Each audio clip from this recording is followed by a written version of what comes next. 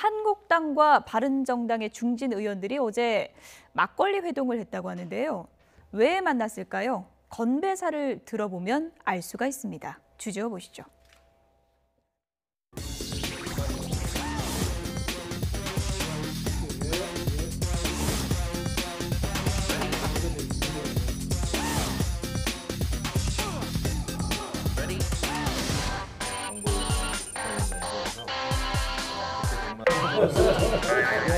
삼선 동료 의원으로서 우리는 하면은 하나다 해주시기 바랍니다. 우리는 하나다. 하나다.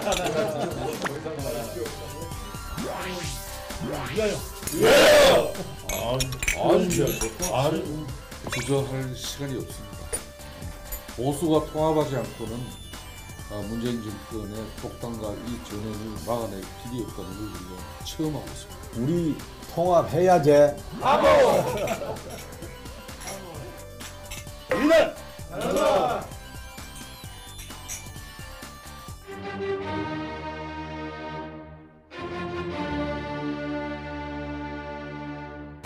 어제 그 삼선 회동에서 결정된 부분에 대해서 좀 어떻게 생각하시는지 좀 말씀. 그냥 뭐 개인적인 일탈 행위라고 생각합니다. 전혀 못 들었습니다. 김영우 의원하고 하경철 의원 두 분한테 뭐가 어떻게 된 건지 알고 싶어서 전화를 했는데 우리는 하나다. 통화가 안 됐고 뭐 그런 상황이었어요.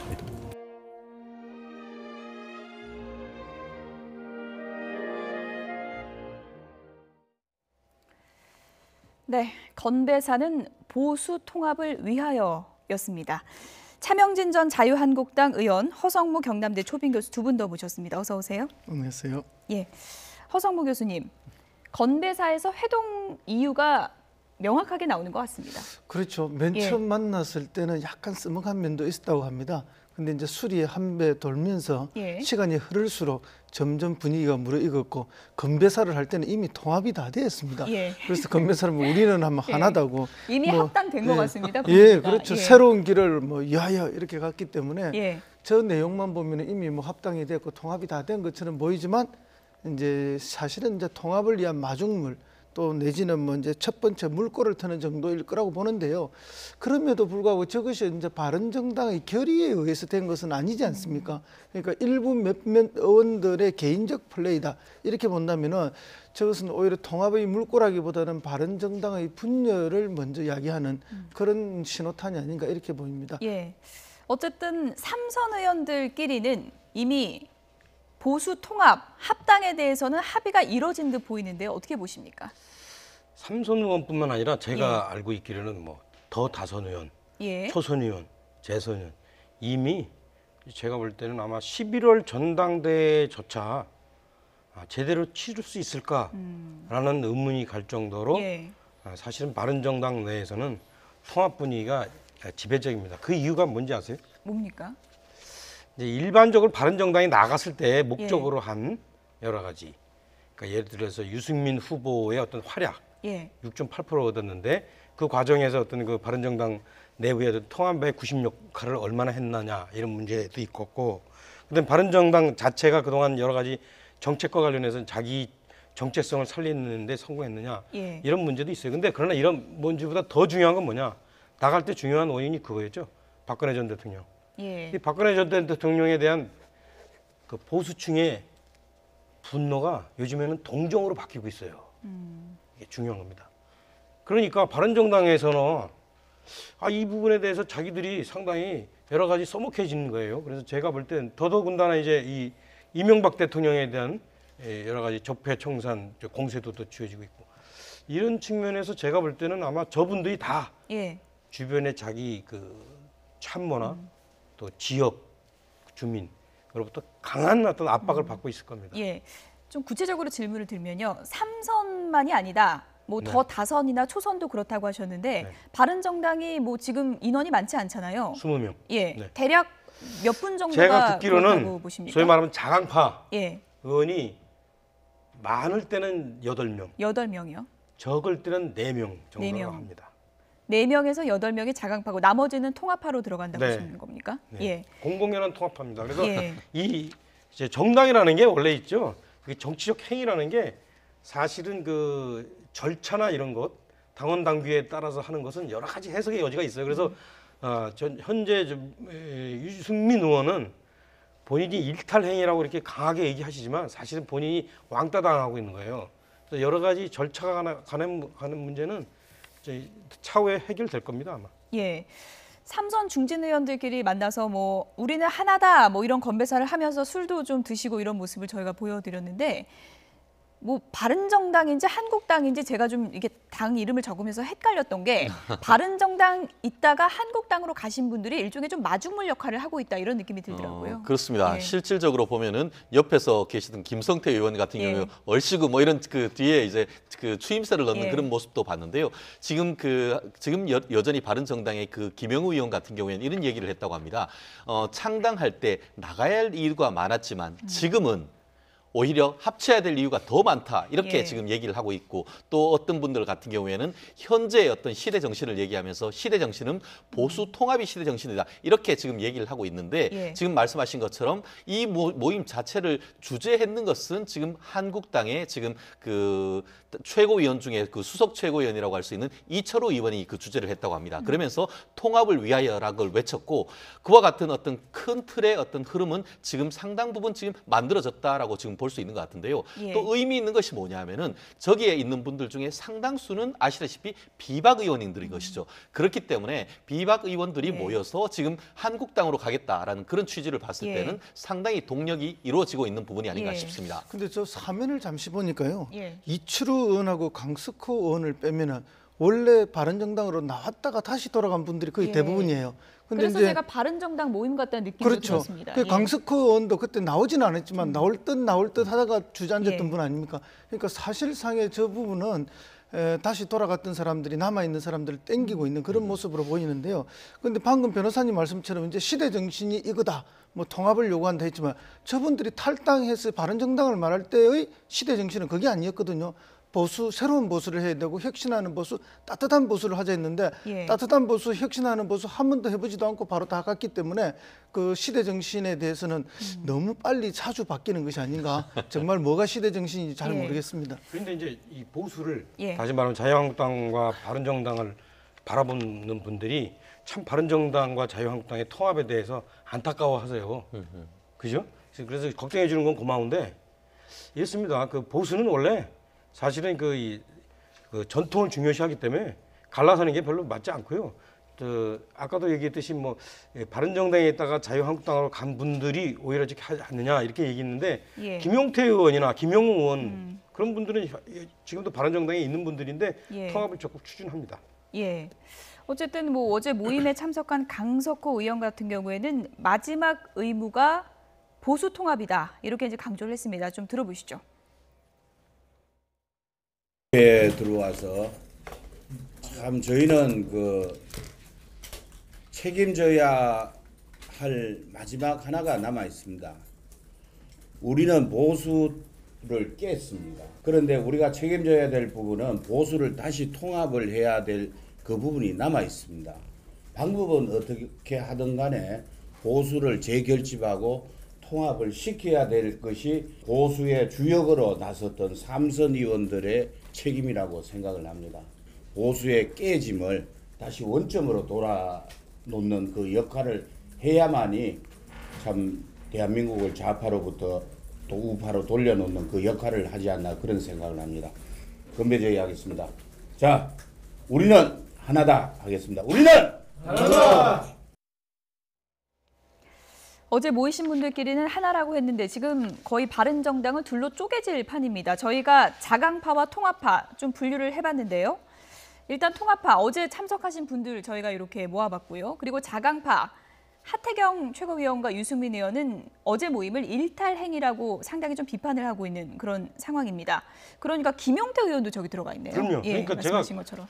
좀 위험스럽지만 구체적으로 얘기하면 예. 확실한 자강파는 네 분인데요. 네. 한 분은 유승민, 예. 또 한 분은 이혜훈, 예. 또 한 분은 하태경. 예. 나머지 한 분이 누군지 아세요? 누굴까요? 정운천. 정운천. 그런데 그분은 국민의당을 상당히 선호한대요.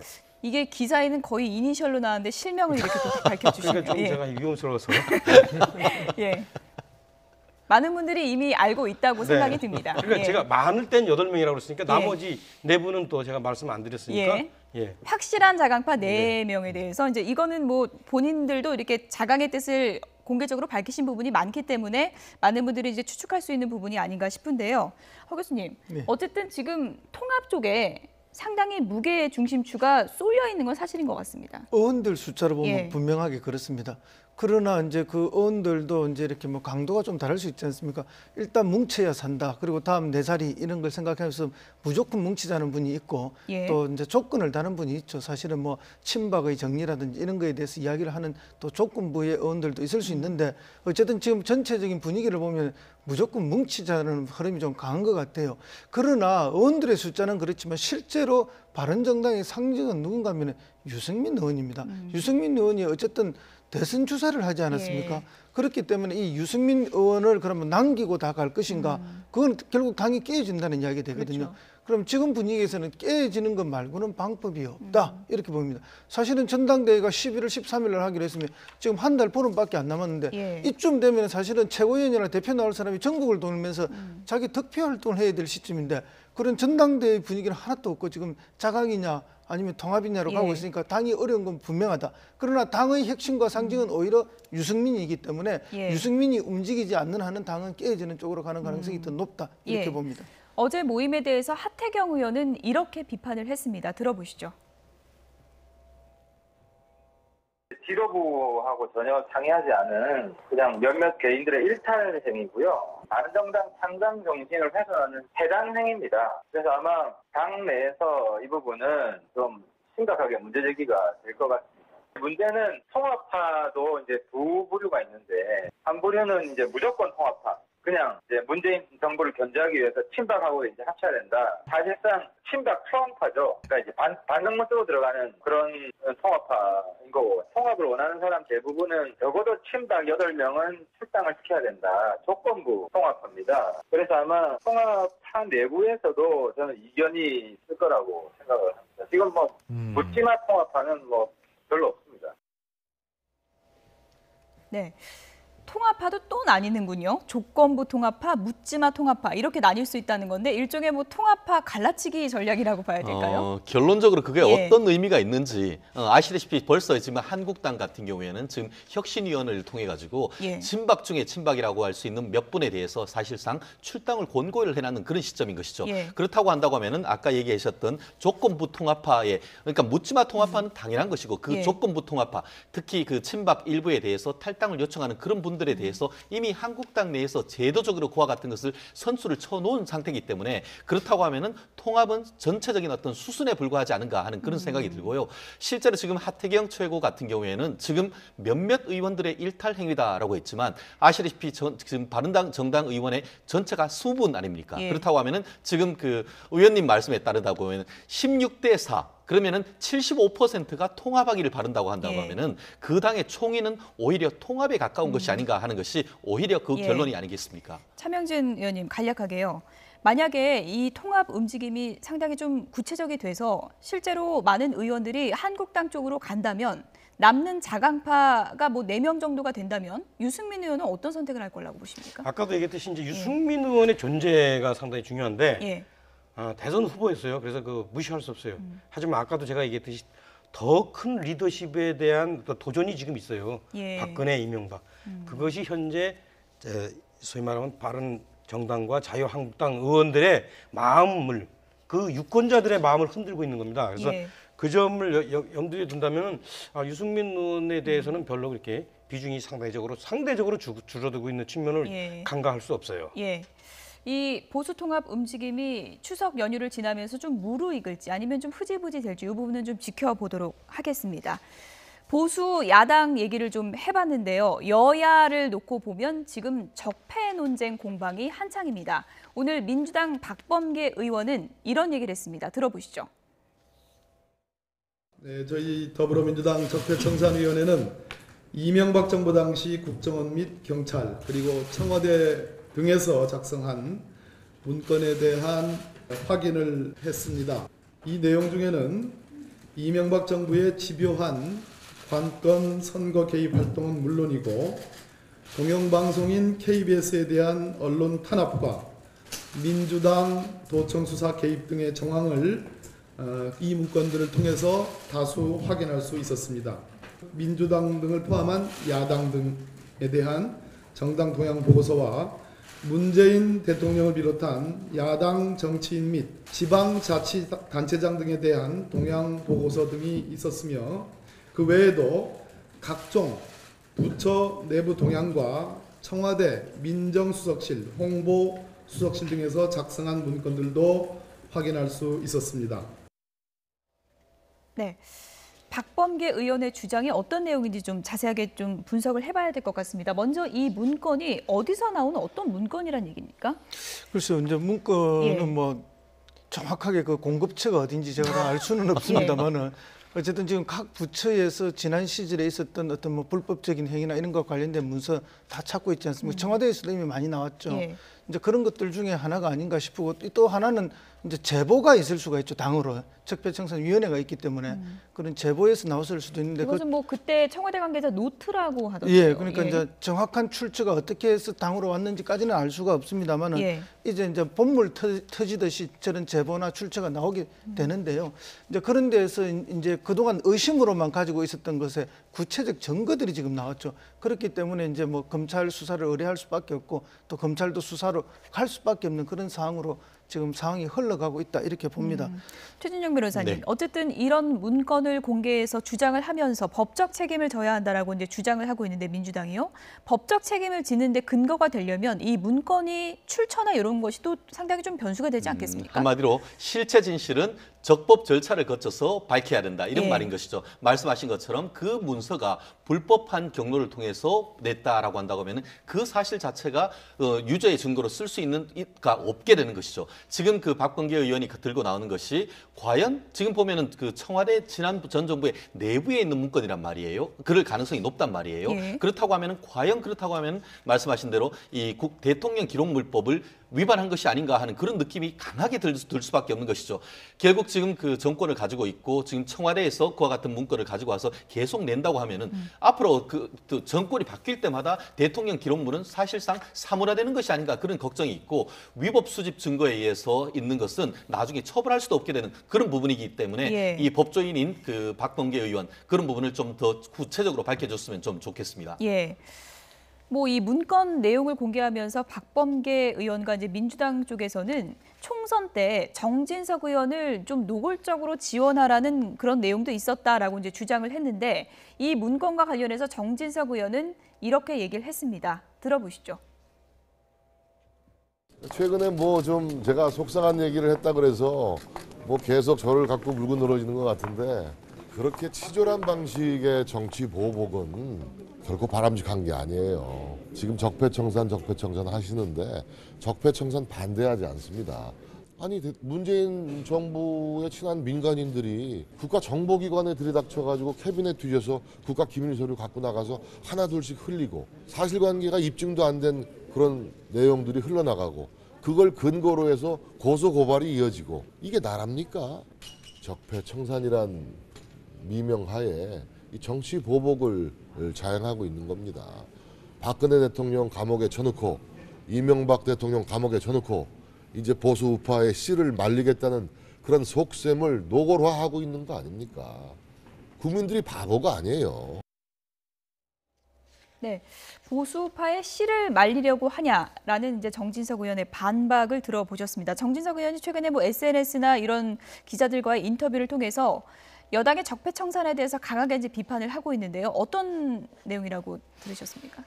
정진석 의원이 원래 좀 물렁물렁한 사람이에요. 그래서 좀 빼고. 근데 이렇게 단호하게 나오는 거 보면은 자신이 있는 것 같아요. 제가 봐도 여당에서 상당히 엉성해 보입니다, 솔직히.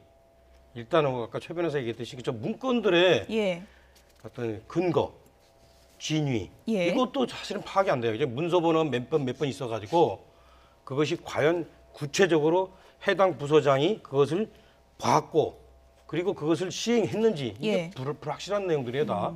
그 만약에 그 공식 문건이라면 또 저거를 공개하는 것에 대한 대통령물 기록법 위반의 문제이고 그러니까 이게 완전히 독수독과예요 저거는. 그러니까 이 위법한 증거이기 때문에 저게 이제 내용 증명도 안 되고. 그다음에 또 내용을 이렇게 들여다봐도요. 예. 국내 정치를 정말로 청와대에서 관여했으면 정말로 아주 위험한 거죠. 그렇기 때문에 일벌백계 해야 되지만 바로 또 그렇기 때문에 아주 엄격하게 찾아봐야 되는데 대통령이 직접 봤다는 건지 지시했다는 건지 그리고 댓글을 뭐 했는데 댓글의 실제 내용이 뭔지 그 댓글이 정말 국내 정치에 가는 건지 아니면은 뭐 사이버 테러에 대한 대비인지 이런 부분에 대한 내용들이 사실은 우리가 엄밀히 볼수록 애매해요. 그래서 저는 예. 제가 볼 때 옳고 그름을 그 어떤 뭐 진단하기 전에 제가 예측해 보면요 지방선거 때쯤이면 다 흐지부지 될 겁니다. 예. 어쨌든 뭐 여당 입장에서는 뭐 문건 이거 하나만 얘기하는 게 아니고 야당에서 너무 적폐청산을 정치 보복으로 물타게 하려는 게 아니냐라는 또 이제 비판이 나오고 있는 것 같습니다. 그렇습니다. 예. 이제 뭐 의원님 말씀에 제가 동의하기 좀 어려운 게요. 뭐 지금 나오는 이야기들 다 이미 불법이라든지 뭐 독수독과라든지 규정을 하는데 그거는 지금 알 수가 없는 것이고요. 앞으로 해봐야 하는 것이고 예.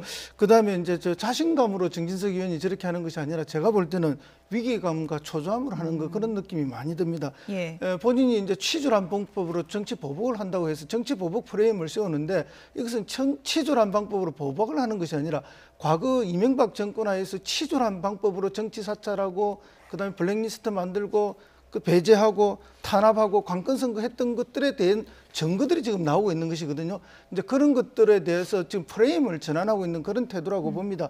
그래서 야당은 물론 지금 자기들이 불리하니까 뭐 여러 가지 이렇게 이야기를 하실 수가 예. 있지만 이거에 대한 객관성은 이제 곧 드러나지 않을까 이렇게 봅니다. 예.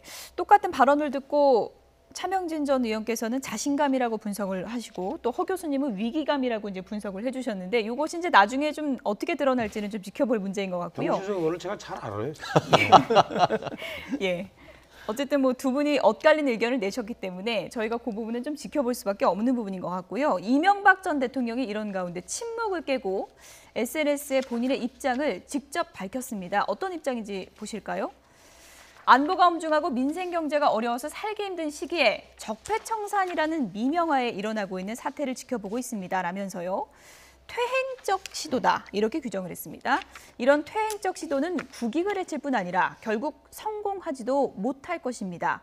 때가 되면 이때가 언제인지 좀 궁금한데요. 때가 되면 국민 여러분께 말씀드릴 기회가 있을 것입니다라고 했습니다. 추후에 또 한 번 입장을 밝히겠다는 걸 또 예고했다고 볼 수 있겠죠. 그렇습니다. 오늘 예. 내용은 이제 그 추석을 앞두고 전직 대통령으로서 이제 국민들에게 어떤 그 메시지를 던지는 내용 속에서 이와 같은 것을 같이 넣어서 했던 그런 내용인데요. 예. 굉장히 퇴행적이다. 국익에 도움이 되지 않고 오히려 이와 같은 시도는 실패할 것이다. 이렇게 얘기를 했는 것 같은데요. 전체적인 내용에 대해서 내용을 보면은 이제 현재의 어떤 경제나 안보 위기 속에서 우리나라가 잘 되기를 그런 기원하는 내용입니다만 예. 언중유골이라고 실제로 지금 그 이명박 전 대통령에 대해서 이 현 정권의 전체적으로 계속 어떻게 보면 압박해오는 그런 느낌 속에서 나름대로의 하나를 날린 그런 것인데 전직 대통령의 어떤 언급이기 때문에 그만큼 무게감이 있다. 그리고 언젠가는 내가 밝히겠다라는 것은 가만히 있지 않을 수도 있다라는 것을 밝혔기 때문에 그런 점에서 추후의 대응이 어떻게 예. 될지도 좀 사뭇 궁금하기도 합니다. 때가 되면 이때가 언제일까요? 그러니까 제가 듣기로는 이명박 전 대통령의 참모들 사이에서 이 건에 대해서 조목조목 구체적으로 강하게 반박하자 이런 의견이 지배적이었던 것 같아요.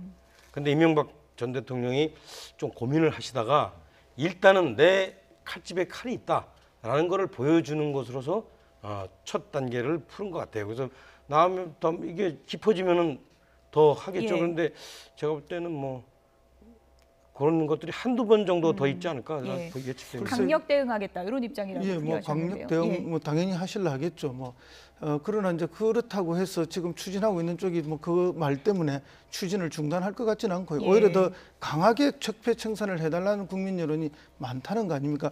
지금 이제 이명박 전 대통령께서는 지금 이제 국민 여론들 말씀하시면서 그렇게 말씀하시지만 실제 국민 여론은 대선 전이나 대선 직후에 했던 여론조사에 의하면 첫 번째 국정과제가 적폐청산이고 두 번째가 민생경제였습니다. 그럼 최근에도 이것과 관련된 여론조사들을 보면 70% 이상의 국민들이 찬성을 하고 있고 오히려 더 강하게 해달라는 요청도 있거든요.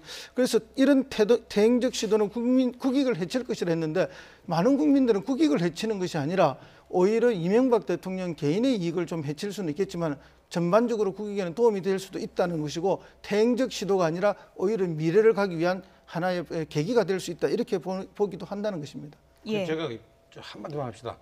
그 여당에서는 있잖아요. 아주 그 여론조사를 들어서 국민 의지, 국민 여론 이렇게 많이 해요. 지금도 이렇게 적폐청산, 민생경제. 그러면은 여론대로 하려면은 핵무기 빨리 들여와야죠. 갑자기 왜 그걸로 갑니까? 아니, 그러니까 이 여론이란 문제를 그렇게 필요하에 따라서 끄집어내지 마시라 이기지 얘기는. 예. 아니 그거는 뭐 그 이명박 전 대통령 주변에서도 똑같이 그런 말씀을 지금 하고 계시고요. 그래서 이제 이런 말씀을 하시기 전에 어쨌든 뭐 일부라도 과거의 행적들이 드러나고 있고 그것이 이제 적법한 절차가 아닌 것 같은 것들이 너무나 많이 증거들이 나오고 있기 때문에 이런 분위기에 이 말씀을 하시기보다는 오히려 국민들에게 사과를 하고 국민들에게 어쨌든 반성의 모습을 보이는 게 먼저라고 저는 생각합니다. 그 다음에 진실관계를 밝히겠다 이렇게 오는 것이 전 국가 지도자로서의 바람직한 모습이 아닌가 이렇게 얘기집니다. 어쨌든 이명박 전 대통령의 일종의 좀 첫 반격이다 이렇게 볼 수 있을 것 같은데요. 추가 반격은 어떤 식으로 나올지 이 부분도 좀 기다려 보도록 하겠습니다. 다음 얘기로 넘어가 보도록 하겠습니다. 오늘 국군의 날 기념식이 있었는데요. 강한 안보는 장병 사랑부터일까요? 주제어부터 보시죠.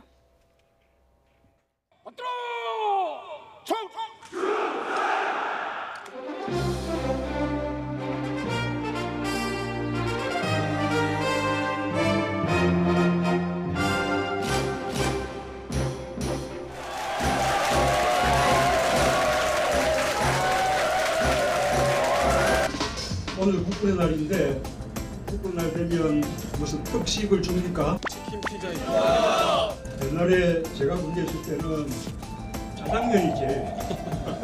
오늘 그 우리가 갖고 있는 전력들 그리고 또 여러 가지 시범들 이런 거 보면서 야 우리가 북한이 덤비면 그냥 일거에 꼼짝 못하게 갖다 죽겠다. 여러분 자신 있습니까?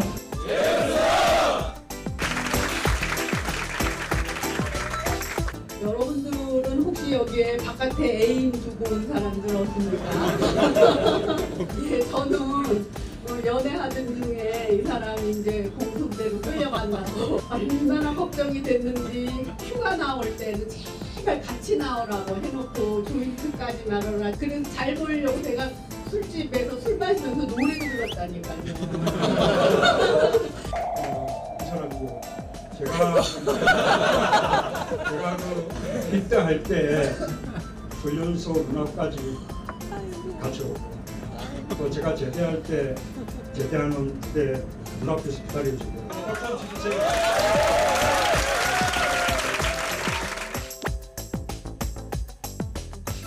이날부터 병사들의 월급이 인상된다고 들었습니다. 비록 저는 내년 1월 말에 전역 예정입니다. 앞으로도 국군 병사들의 자기가 오를 수 있도록 월급을 더 올려주시면 감사하겠습니다.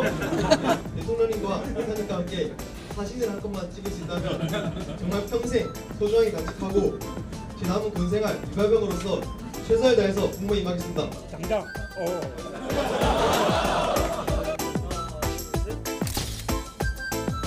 감사합니다. 정말 잘생겼어요.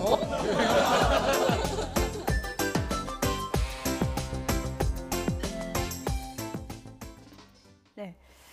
장병들과의 식사 정말 웃음꽃이 활짝 피는 화기애애한 그런 시간이었는데요. 허 교수님. 네. 그러니까 김정숙 여사 얘기를 들어보면 고무신 거꾸로 신지 않아서 내가 영부인이 됐다 이렇게 요약할 수 있을까요? 그런 이야기죠. 뭐 군과 관련돼서 두 분 사이 이야기가 많죠. 면회를 갈 때 뭐 그 안개꽃을 한 다발 사갔다는 거 아닙니까? 대개 군에 첫 면회 갈 때는 맛있는 먹을 걸 많이 사가죠. 그래 이제 주변에 같이 있는 장병들하고 나눠 먹기도 하고 이렇게 하는데 안개꽃을 사왔으니 얼마나 황당했겠습니까? 근데 이제 김정숙 여사의 마음은 이제 그런 걸 군대 사정을 전혀 모르니까 자기는 이제 자기가 좋아하는 꽃을 대통령도 좋아할 줄 알고 사갔던 거죠. 그런데 이제 저는 다양한 군의 화제들은 다 공감을 좀 많이 불러일으켜서 지금 장병들도 저 이야기에 얼마나 공감이 가능하겠습니까? 그런 데서 오늘 저는 좋은 분위기였다고 저는 그렇게 생각을 합니다. 보통 뭐 장병들 만나면 나라를 잘 지켜달라 이렇게 근엄하게 그런 얘기들을 주고받는데 연애 일화를 공개하면서 이렇게 화기애애하게 대화도 나누고 또 사기 진작해 준 거는 참 좋았던 것 같아요. 그렇습니다. 예. 그 국민과의 소통과 넘어서 이제는 군과의 소통 이런 것들 특히 이제 부인 김 여사님이 본인의 개인적인 얘기를 할 때 그만큼 사람들은 공감할 수 있지 않겠습니까? 혹시 밖에 여기에 애인 옆에 지금 밖에 기다리는 사람이 없느냐? 그 질문은 정말 그 대통령보다 훨씬 더 장병들의 이목을 끌어안은 것 같은데요. 예. 저는 아까 저 뒤를 보면서 슥 지나갔는데 저 그 벽에 명예, 헌신, 용기라고 해서 저 부대의 어떤 그런 그 우리가 보면 급훈 같은 것들이 있는데 저는 저걸 보고 역시 우리 젊은 친구들 역시 그 젊지만 뭐 약하다 이렇게 하지만 그런 것을 그 어떤 정신이 똘똘 뭉쳐서 나름대로 우리를 지켜주고 있구나 하는 점에서 대통령 그뿐만 아니고 이 앞에 있던 그 장병들의 노력 정말 치하하고 싶습니다. 예. 어쨌든 국군의 날 기념식에 장병들과 저런 또 화기애애한 시간도 보내고 했는데 문재인 대통령이 아무래도 좀 안보가 상당히 좀 위중한 그런 시점이다 보니까 오늘 또 이제 상당 부분을 우리 군 사기 진작에 시간을 할애한 게 아닌가 그런 생각도 들었습니다. 오늘 기념사에서 전시작전 통제권에 대해서도 상당히 좀 힘주어서 얘기를 했잖아요. 일단은 저기 가신 예. 거 참 훈훈하고 잘하셨는데 전시작전 통제권하고 관해서는 저하고 생각이 완전히 다르세요. 예. 현대전은 있죠. 제가 볼 때 그 공격하는 측과 방어하는 측의 그 무력이 방어하는 쪽이 한 100배는 강해야 돼요. 예. 우리는 지금 북한을 먼저 공격할 생각이 없잖아요. 그죠? 그러면 북한에 비해서 우리가 100배 정도 무력이 강해야 되는데 예컨대 지금 우리 많이 얘기하는 F-22, F-35 이게 한 대 2천억이에요. 예. 원자 핵 잠수함이 요즘에 최신형은 15조입니다. 우리가 사실은 이렇게 경제 성장을 이룬 배경에는 한미 동맹이 있었습니다. 그래서 우리 국방을 그 미군이 상당 부분 지켜줬기 때문에 그런데 앞으로도 제가 조금 아까 얘기했듯이 현재 우리가 북한과의 관계를 볼 때 미국과 한미 동맹이 상당히 필요하거든요. 그래서 문재인 대통령 말씀은 다음 대통령쯤이 하면 어떻을까? 예. 예. 문재인 대통령 주장은 이제 전시작전 통제권이 환수가 되면 북한이 우리를 더 두려워할 것이다. 오늘 이제 발언의 요지는 그런 부분이었던 것 같은데 지금 남은 시간이 얼마 없어서요. 이 부분은 좀 저희가 다음에 긴 시간을 갖고 좀 더 찬반 의견을 더 들여다보도록 하겠습니다. 차명진 전 자유한국당 의원, 허성무 경남대 초빙 교수 그리고 최진영 변호사 세 분이었습니다. 고맙습니다.